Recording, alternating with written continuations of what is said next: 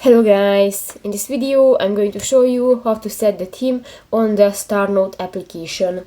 But first of all, I just want to mention, please don't forget to subscribe to our channel, because at 100,000 subscribers we are going to show you our YouTube revenue statistics and growth strategy, how to make money online. So let's jump into it. First of all, open the application on your device.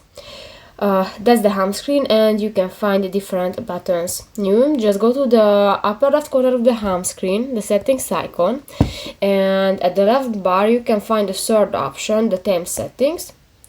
And here you can find different options, for example nighttime, green glove, near shore, seek the light, and just select one, for example seek the light if you have a pro option, or just select the green glove, click that, and that's it.